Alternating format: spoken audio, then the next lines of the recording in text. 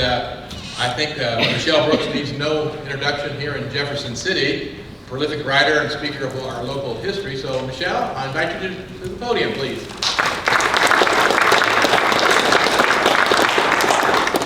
Good morning. Good morning. Could I see a show of hands? How many are here not from Jefferson City?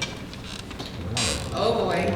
Okay, all right. So, fair warning, I'm going to have very local references in my talk. So, if you want to know later where they are, I can do that. But I am a local history author, so my focus is just here in Jefferson City.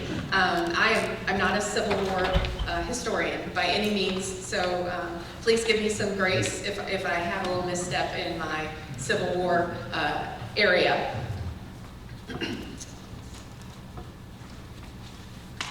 All right, so the battles of the Civil War in Missouri had both capital and lowercase b's.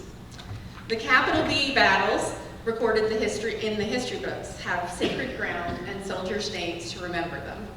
We're going to talk about the lesser-known lowercase b battles in the homes and communities. The buildings may no longer stand, and the names may be known by only a few. Nonetheless, these lowercase b battles experienced the impacts of war in equally traumatic and lasting ways.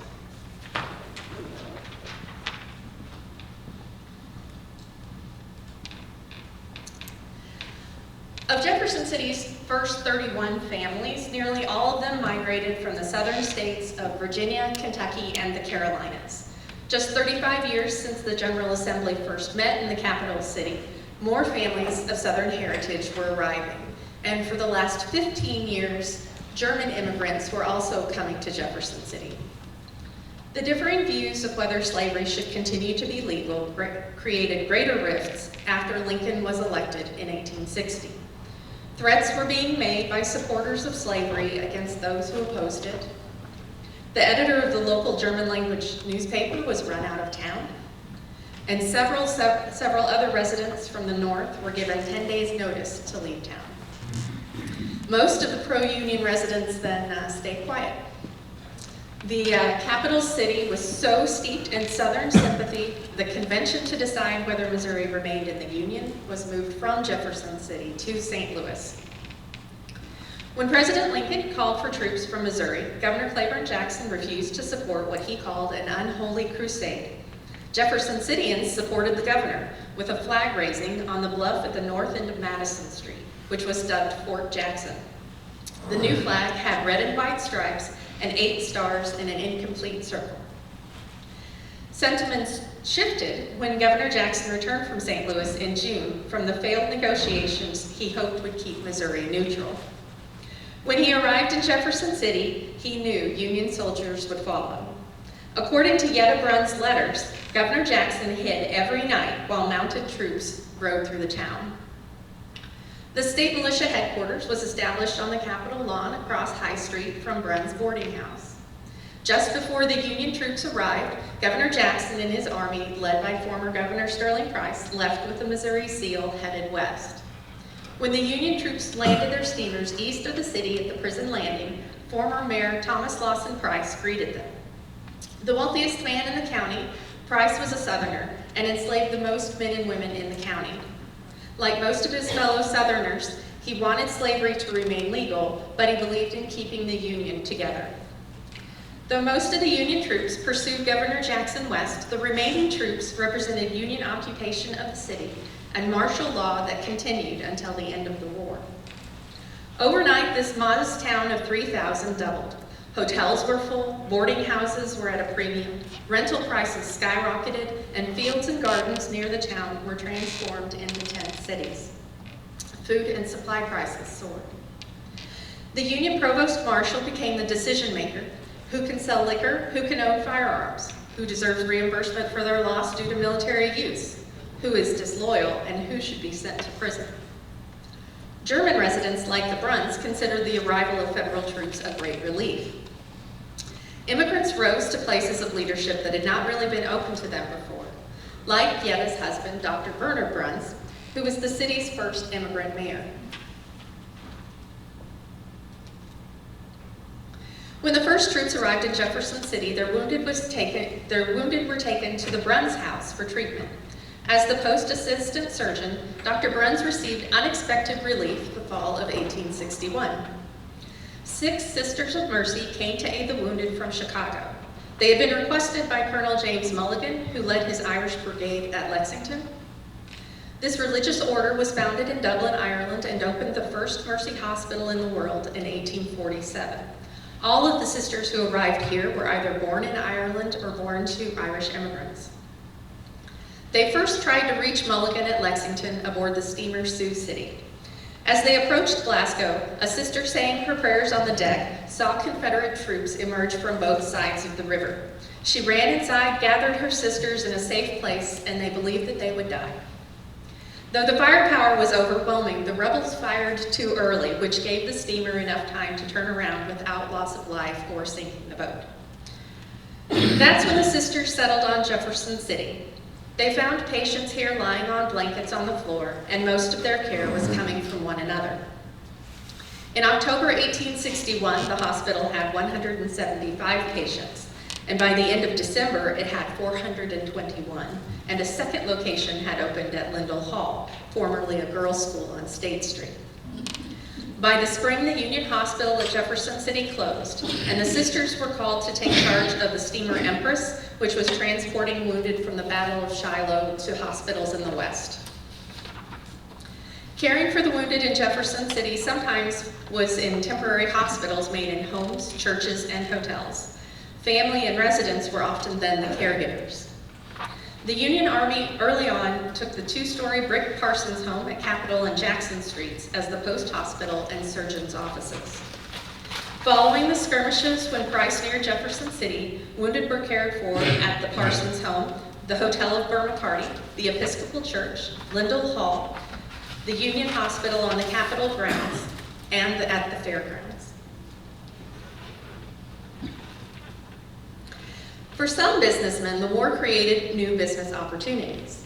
For example, liquor was controlled, especially the sale to soldiers, but an upstanding, loyal entrepreneur could make good money with a bond to sell liquor approved by the Provost Marshal. Swiss immigrant Frederick Berry opened one of the earliest drugstores in Jefferson City, a 2-room log cabin near the southeast corner of Madison and High Streets. During the war, he continued doing business and benefited from the Provost Marshal approving the sale of liquor at no more than 3 barrels a month. By May 1865, he had amassed quite an estate, equivalent to nearly $200,000 today, and yet Berry committed suicide, leaving his wife Amelia to operate the drugstore. Other local retailers took advantage of the Provost Marshal's alcohol bonds, like the Obermeyer brothers, who made hats and operated a clothing store. But saloon operators and hoteliers profited the most, like Charles Lohman, who operated the hotel and mercantile at what we know today as Jefferson Landing, and Bavarian hotelier John Bauer, who ran a boarding house and beer saloon near the railroad depot. McDaniel Doris had opened the first distillery in Jefferson City in advance of the first General Assembly session in 1826.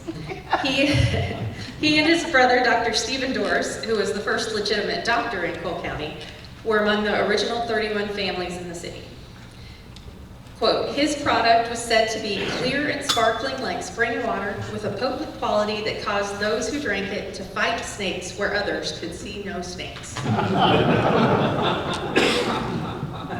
By the war, McDaniel also was operating a saloon at 304 Madison Street, serving his homemade peach brandy and applejack.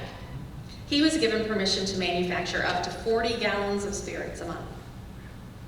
Sometimes entrepreneurs served alcohol without the Provost Marshal approval. Joseph Knopp opened a foundry and blacksmith shop soon after immigrating.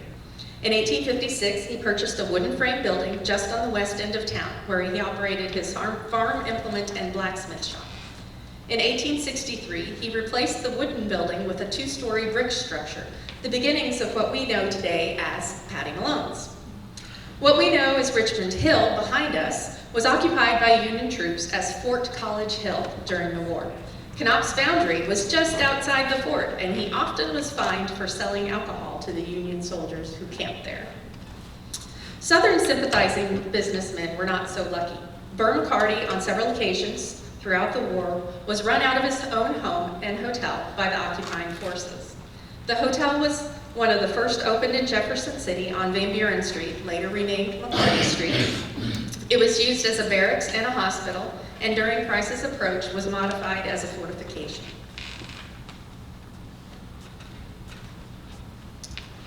As the war progressed, many escaped slaves made their way to Jefferson City because of the Union Army's presence. By January 1863, the Union Army had to purchase lumber to build housing for them. Hundreds of other enslaved men in Missouri made their way to Kansas and Iowa. And while enslaved people in Missouri were not freed by the January 1863 Emancipation Proclamation, another law at the same time allowed for the recruiting of black men to serve as soldiers. Before that, black men only had served the Army as cooks or laborers. Kansas had a jump start in arming and uniforming black soldiers in the fall of 1862 before Lincoln's approval. The 1st Kansas Infantry of African descent fought the historic Battle of Island Mound in October 1862 in Bates County. It was the first engagement in the nation of black Union soldiers in uniform against the rebels. They are actually commemorating that event today as well while we're here. In Jefferson City, recruiting of black soldiers began in late November 1863 at Lindell Hall, where the Dooley Hamilton Towers are today.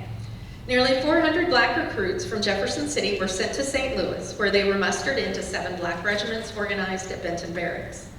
The first was called the 3rd Arkansas Volunteers of African Descent, becoming the 56th U.S. Colored Troops, because the Missouri governor was afraid of the backlash from his loyal slaveholders. Some filled companies of the 1st Iowa, which became the 60th U.S. Colored Troops. In December 1863, Jefferson City's recruits began filling the ranks of the 1st Missouri Volunteer Infantry of African Descent, which became the 62nd U.S. Colored Troops. Black soldiers recruited in Jefferson City would also fight with the 65th, 67th, 68th, and 18th U.S. Colored Troops. They fought at the battles of Nashville, at Fort Blakely, and at Palmetto Ranch, the last of the war. Others were put to menial labor tasks of building fortifications. More than 1/3 of the 8,000 black soldiers recruited in Missouri died in service, mostly from disease. Many black Missourians never made it to enlistment stations because of guerrillas and patrols preventing them. Others reached the recruiting stations where they earned their freedom, but were never mustered into service due to age or pre-existing condition.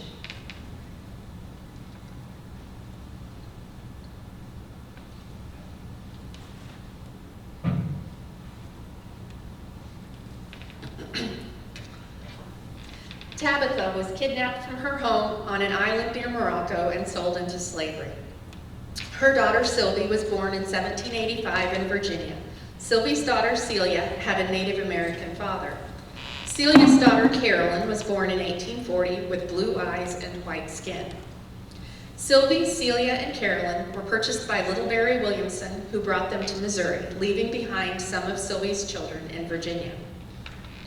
When Williamson died in Versailles, his wife sold Celia and Carolyn, separating mother and daughter, as well as husband and wife. At age 16, Carolyn was separated from her mother when she was enslaved by the Lansdowne sisters, who ran a boarding house in Jefferson City. The Lansdowne sisters, Emily, Lizzie, and Nancy, helped their brother George operate the Pacific Railroad House in the upper floors of what we know today as the Lohman Building. When George died, the Lansdowne sisters expanded their home at 418 Madison Street as a boarding house with the help of their brother Edwin. Enslaved Carolyn was responsible for all the chores to keep the boarding house running. She went to bed after midnight and was up before dawn. She slept on a pallet on the floor of a closet off the kitchen. She milked the cows, churned the butter, prepared 3 regular meals, and served individual meals. She washed the dishes, swept and scrubbed the floors, did the daily dusting, washed the windows, made the beds, washed and ironed the clothes, emptied and cleaned the chamber pots. She carried the water up and down the stairs for guests. Boarders called her to feed the kindling into their stoves rather than doing it themselves. And Carolyn also nursed elderly and sick boarders, even through yellow fever and smallpox. Yet, if she was seen sitting down, she was chided as lazy.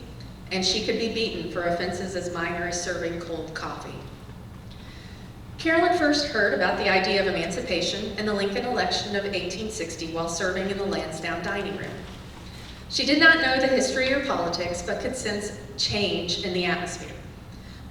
Soon, male lodgers went into the rebel army, and later, slaves left to join the Union Army. Carolyn dreamed of manumission, but felt trapped. She could not read or write and had no idea of geography, and she knew the punishment for runaways. Then one day, Edwin Lansdowne came into the kitchen where Carolyn was making breakfast. He held a whip and directed her to the barn for her latest punishment. She looked down at the skillet of hot bacon and the butcher knives nearby. She considered murder. Then she splattered Edwin with the hot grease. Edwin left confused. The breakfast guests were served bacon picked up off the floor, and Carolyn was never beaten again.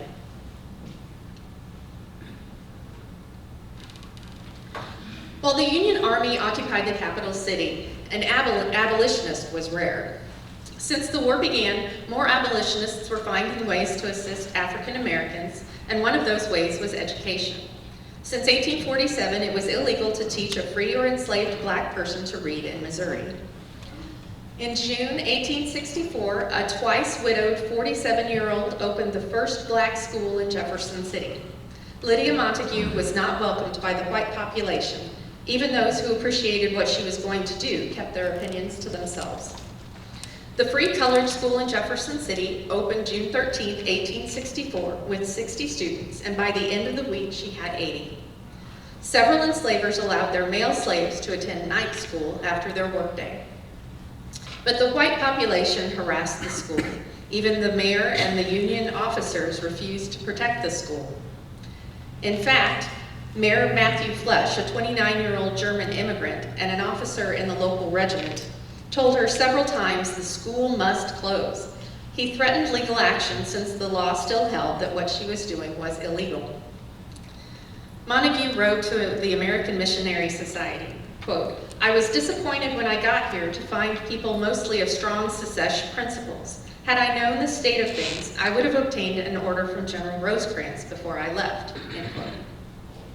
A group of white boys broke into the school, destroyed the books and the desks, and then threw rocks at the male students.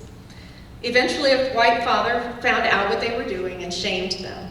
After that, some of the German residents agreed to protect the school if the black students would not escalate the situation. When Mayor Flesch left with his regiment, former Mayor Thomas Lawson Price resumed the legal action threats and even hinted that stronger efforts were being planned. So Montague benefited from the increased Union presence in advance of Price's raid. But in August, 200 guerrillas entered the city. They killed one and wounded another where Montague was boarding. There were rumors of murders across the area. In the days before Price's expected raid, the African Americans were too frightened to attend the school, and Montague returned to St. Louis. She came back to Jefferson City in March 1865. Her school averaged 100 in attendance and continued through 1867. In May 1866, Montague met Lieutenant Richard Baxter Foster, a former officer with the 62nd U.S. Colored Troops, who was tasked with establishing the soldier's dream of a school for black men and women. She welcomed Lincoln Institute.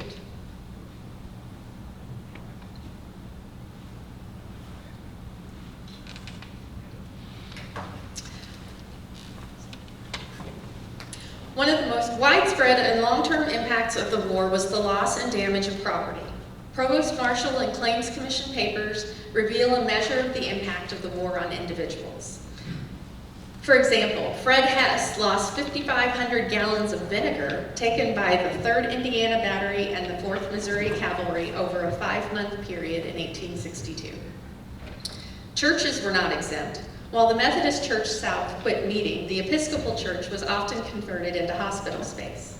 St. Peter Catholic Church continued services. However, the local priest refused to sign a loyalty oath and continued to preach without the approval of occupying force. The Baptist Church was forced to give up its building at the southeast corner of Miller and Monroe Streets. The pews were chopped for firewood and the building was used as a barn. The greatest losses in Cole County came in the fall of 1864. In anticipation of Price's raid, Union forces had increased in number and were building even more fortifications throughout the town. They took thousands of feet of fencing to build fortifications and for firewood. The ditches and embankments the Army built cut through people's lots and through roads. The result was the loss of shade trees, orchards, and vegetable gardens. Some homes at key defensive points were further damaged by broken windows and frames and portholes cut through the walls. As the additional Union forces arrived in the broader area, they were in need of provisions. Residents still operating farms suffered greater loss during this single-month period. George B. Ransom took 135 sick and convalescing soldiers into his home, while the remaining regiment camped on his property. They also took 6,700 feet of lumber, 35 barrels of corn, 2 tons of clover, 1,000 heads of cabbage, and cooking utensils for 3 regiments. John Scaife had 90 men and their horses subsisting on his property, plus he lost a cow, 8 bushels of cornmeal, 500 pounds of bacon, 20 bushels of wheat, 5 pounds of coffee, and 30 pounds of sorghum. D.L. Haythorne fed 300 men at his home and lost 56 cows, 2 stacks of hay, 16 horses, 75 sheep, 10 oxen, and 2 wagons. From George Wessler, the Army took 10 cords of wood, 1 ton of hay, 300 cabbages, 15 bushels of potatoes, plus 4 handsaws, 4 axes, 6 augers, 6 chisels, 2 spades, and 2 picks.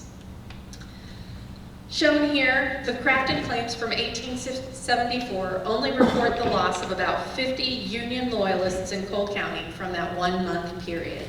That doesn't account for non-loyal residents or those who did not have receipts from the occupying force.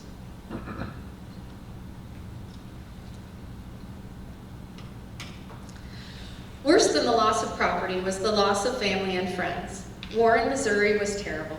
Not only did family members volunteer to serve in harm's way, they might have been on the opposite side of brothers and neighbors. Battlefield casualties are one thing, but in Missouri, guerrilla warfare escalated the toll. The first known Jefferson Citian to be killed in action was Henry Bruns, son of Mayor Bernard Bruns and his wife Yetta, who wrote to the family in Germany, quote, "The handsome good boy, full of life, the pride of his father, the quiet worry and joy of his mother. He fell in battle at Iuka, Mississippi, shot through the chest on July 7, 1863. He was the third of 4 losses for Yetta Bruns during the war. His body was returned by train, and the German Turners Association carried it to Woodland Old City Cemetery. There, the local Union post provided military honors and a funeral. This was an often repeated ceremony during the war years in Jefferson City. Other Cole County homes were empty because of guerrillas. Many immigrant farmers fled to Jefferson City at the beginning of the war, some setting up camp along Weir's Creek. For those who remained on their farms, threat to life and property could come from either side and at any time. During Price's approach in September 1864, 2 of these brave immigrant families experienced the loss of their patriarchs. Earhart and Elizabeth Couch immigrated with their children and extended family in 1857 from Bavaria. He was a blacksmith and they made their home on what is now Route C. When the gathering rebels rode through the area October 8, 1864, the women and children hid in a haystack where they could hear the sound of bullets hitting the leaves around them. Earhart and his brother-in-law Carl Strobel were further away, working at a field at what is now the southwest corner of Route C and D. The rebels ordered the farmers to stop. Perhaps there was a language barrier, but they ran, and they were shot by the rebels. Earhart through the head, and although he died instantly, his body was not buried for 4 days because of guerrilla activity. Strobel made it to a neighbor's house where he died of his wounds the next day. Not even children were safe from the impacts of war on their doorstep. On a Saturday evening in September 1863, 7-year-olds Fanny and Albertina were playing on the corner of Washington and High Streets near Mrs. Gonzalez's boarding house. Across High Street was the new boarding house of Dr. Bernard and Yetta Bruns, where a Union soldier sat on the steps. His weapon discharged, and the ball passed through the stomach of both girls.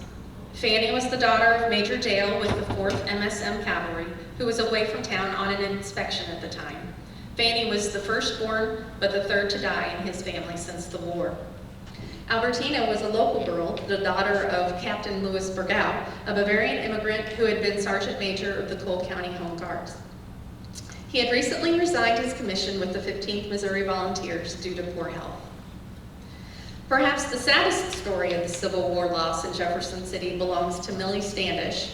Widowed by age 20, she married Irish civil engineer Austin Standish, who arrived with the railroad in the 1850s. They had been married 4 years and had 3 children by the start of the war. Millie's brother, Mosby Monroe Parsons, had been a captain in the Mexican-American War. He immediately was commissioned Brigadier General in the Confederate State Guard, and Millie's husband followed him. They were at the Battle of Wilson's Creek, where Austin's horse was shot out from under him and his pocket watch stopped a minibomb. Then they headed to Arkansas. Millie's youngest brother, Gustavus Parsons Jr., joined Perdall's sharpshooters on their march to Pea Ridge, Arkansas, where he died of exhaustion on the eve of his 18th birthday. Millie's husband was wounded at the Battle of Pleasant Hill, Louisiana in April 1864, and then when Lincoln was reelected in November, Millie's father asked her to go south and convince her husband and her brother to leave the Confederacy. Millie left Jefferson City for St. Louis with her 3 children ages 2 to 7 in December 1864. She had a pass from the local provost marshal to travel south by train, boat, and wagon. In the Arkansas swamps, their wagon was stuck, but they were rescued and taken to the Bonney family plantation. The Bonney family's son had been wounded at the skirmish in Jefferson City during Price's raid at the Moreau River, and he was cared for at the Parsons home until his death. Millie was the bearer of the sad news that their son was buried on the farm of her brother-in-law, Green Seabury. Finally, she saw her husband for the first time in 3 years at Camden, Arkansas, and he saw his youngest son for the first time. While in camp, Millie fixed the officers' meals and patched their clothes. Her obituary said, "She experienced many of the hardships of war unknown to most women." When the division moved to Louisiana, she went with them and was invited to stay at a nearby plantation. Here they learned of Lee's surrender in April 1865. A gloom spread over the camp, she said. The next day, her brother and husband informed her they would be heading south for better opportunities. She was invited to join them, but she chose to return home. Not long after returning to Jefferson City, Millie learned that her husband and brother and their 2 companions had been murdered by Mexican bandits, who turned out later to be Mexican Army soldiers. 9 years later, Millie and other survivors were awarded compensation for their loss from the Mexican government. Millie received $40,000 in Mexican gold dollars. With part of that money, she built the Standish House on Jackson Street, which is still there today.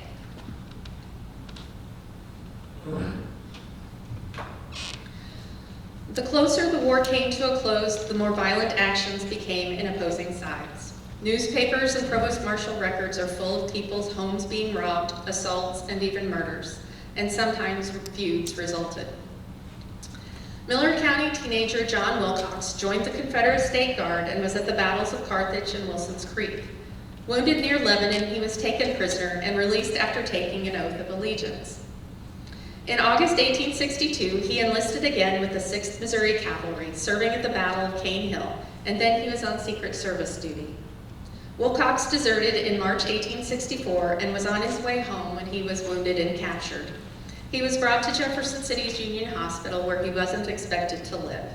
And then in April, the district provost marshal declared, quote, he would be shot to death with musketry as soon as sufficiently recovered to leave the hospital. He tried to escape in June, but was too weak and brought back. In July, his fate was tied to rebel guerrilla Wiley Shoemate, whose band had been murdering, robbing, and setting fire across Miller and Montauk counties. If they committed atrocities, he would be executed. A few weeks later, Wilcox rode blindfolded in a wagon with his coffin and his sister Lucinda from the Old County Jail to his place of execution near the mouth of Weir's Creek. The first firing squad of 12 guns failed to hit Wilcox, so another had to be called to take his life. Less than a year later, Wilcox's sister Lucinda hired Miller County bushwhackers to murder Captain William Connor, who she blamed for her brother's death. Then Loyalists tracked down those as hired assassins and murdered them the following year.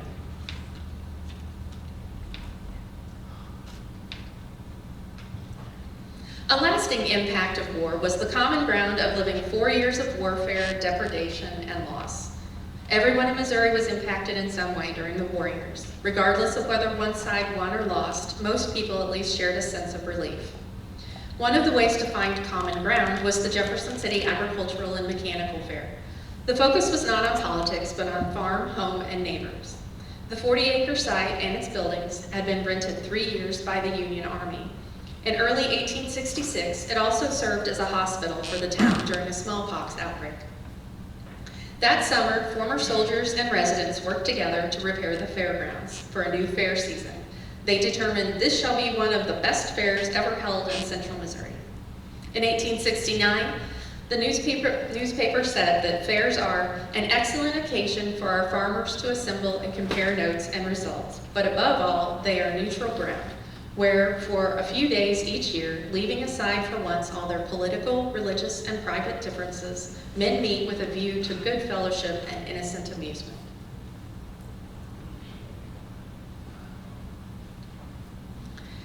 Those who died in or around Jefferson City's Union Hospital were buried on property acquired from War of 1812 veteran Israel Reed, next to the Woodland and Old City cemeteries.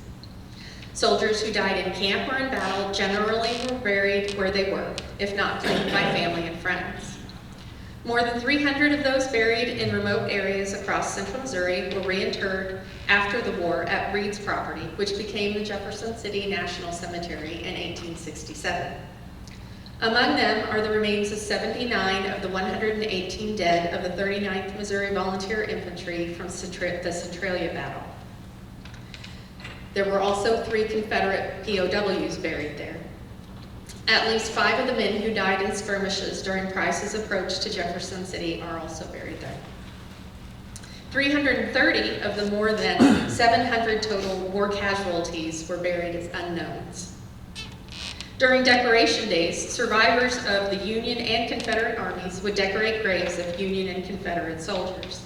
Later, the veterans organizations worked together to hold Decoration Day events at the National Cemetery. And when a new generation of servicemen emerged from the Spanish-American War and World War I, these Civil War veterans united to show honor to the dead and gratitude to the living.